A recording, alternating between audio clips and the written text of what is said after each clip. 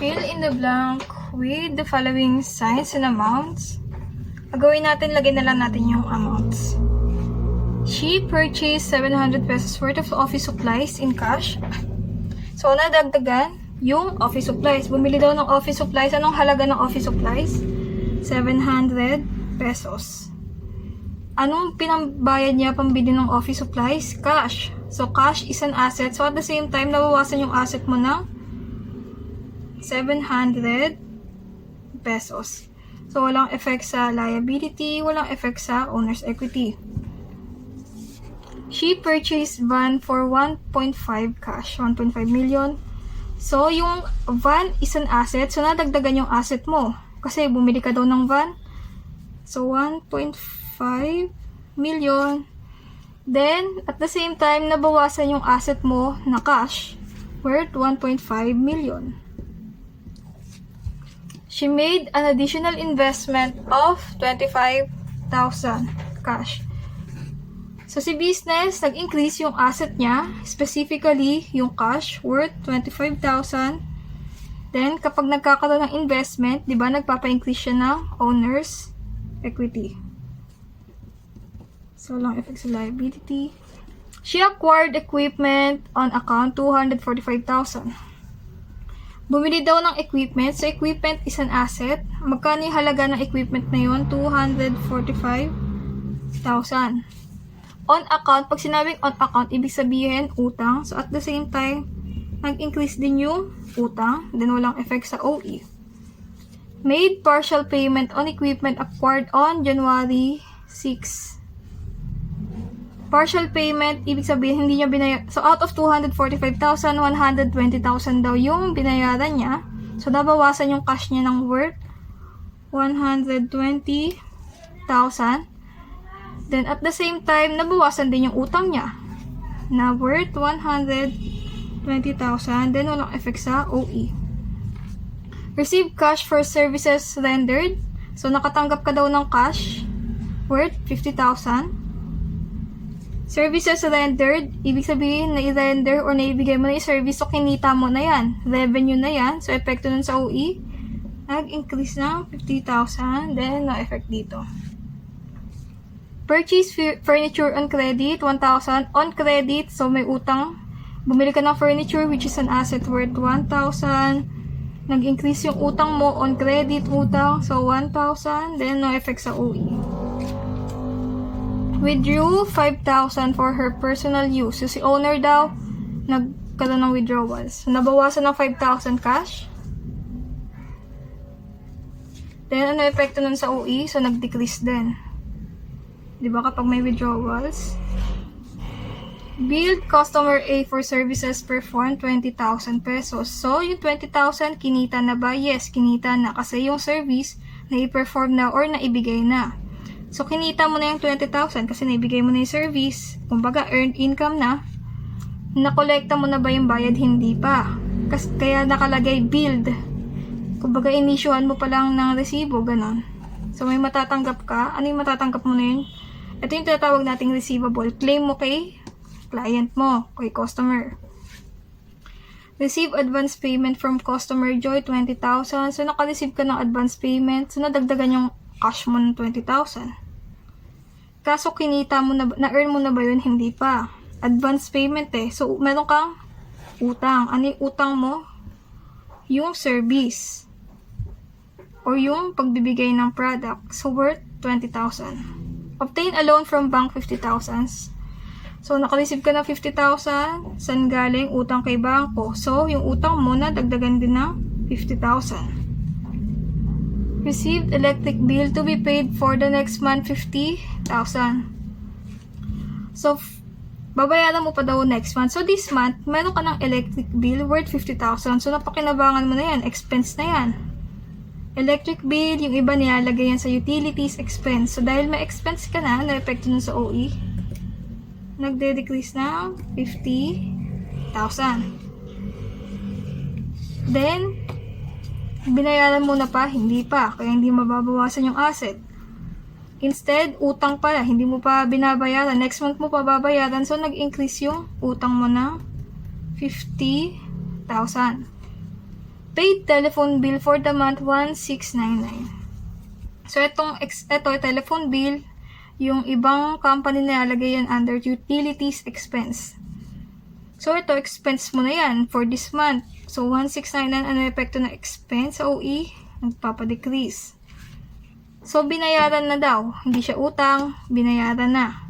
Unlike kanina, inutang. So, ngayon naman, binayaran na. Worth 1,699. So, nabawasan yung asset mo o yung cash na pinambayad mo. So, ito, mga walang effect. So, try natin i-add lahat.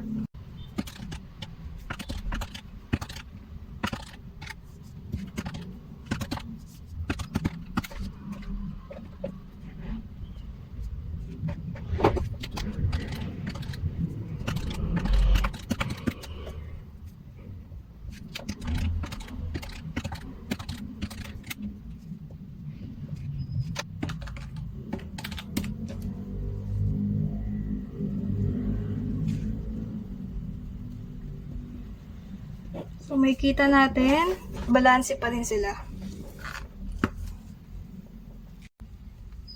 Okay, so try nating sagutan to. Financial transaction worksheet. Dr. Maria founded Maria Kerr Physical Therapy and Rehab in June 2026. Below the business transactions for the month. So, yung sagot, dito natin ilalagay. So, una, Maria deposited 1 million into a business account. So, nag-deposit daw ng 1 million. So, nag-increase yung asset, specifically cash. So, deposited. So, nagkaroon ng investment. So, ano epekto nun sa OE? Nag-increase yung OE. So, ilagay na lang pala natin dito, investment. I-note ko na lang.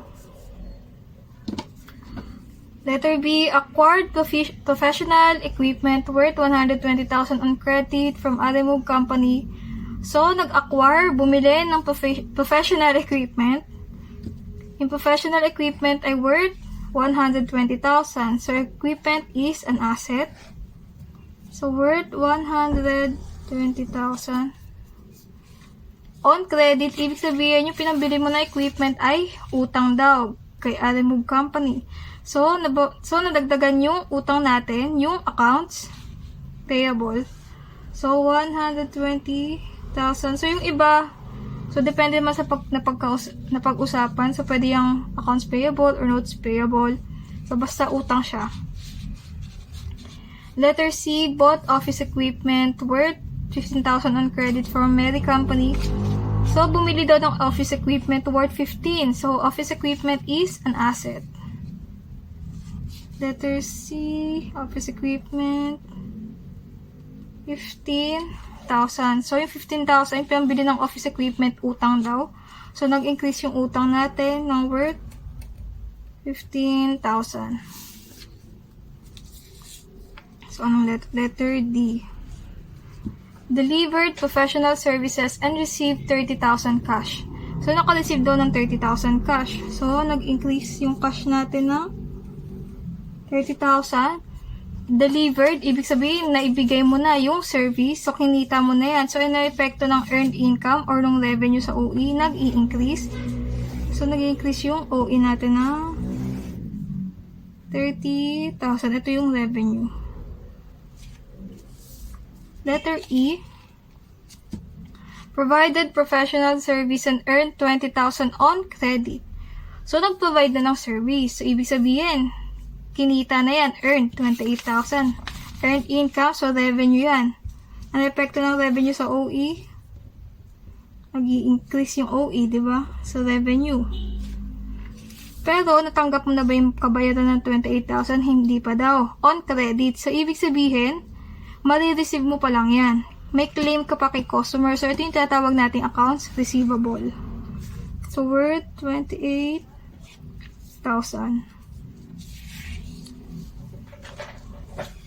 So, letter F. Purchase supplies worth 55,000 on a promissory note from Joy Company. So, nag-purchase ka daw ng supplies worth 55,000. So, nag-increase yung supplies natin ng 55,000.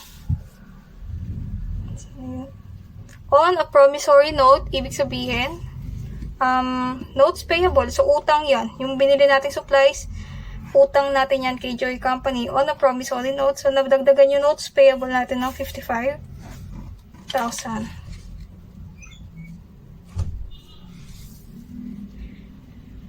Letter G, made a partial payment of 50,000 to Arimove Company for outstanding account.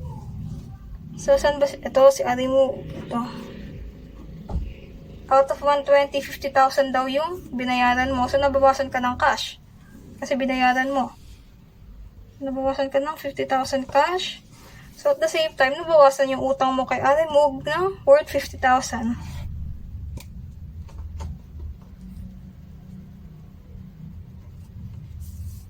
Letter ano ba H? Ito. Maria withdrew 10,000 in cash for personal use. So, nag-withdraw daw ng 10,000 cash. So, syempre, nabawasan yung cash ni business. So, letter H, 10,000. Magkaibang entity kasi si owner sa kasi business. So, nabawasan si business ng 10,000. So, anong epekto ng withdrawal for personal use? Nagpapadecrease ng OE. So, negative 10,000. So, ito yung withdrawal or drawings. Letter I, ay, nakikita ko ba? Paid 60,000 in salaries to assistants. So, nagbayad daw ng 60,000. So, syempre, nabawasan ka ng cash. So, binayaran mo salaries to assistants. So, salaries expense. So, yung expense, epekto sa OE. Nagpapadecrease ng OE. So, negative 60,000. So, expense. Paid 30,000 for monthly rent. So, nagbayad daw 30,000. So, nabawasan yung cash natin ng 30,000. Rent expense. Ano epekto ng rent expense? OE. Nagpapadecrease ng OE. So, ito expense. So, i-total natin para ma-check natin kung balanse.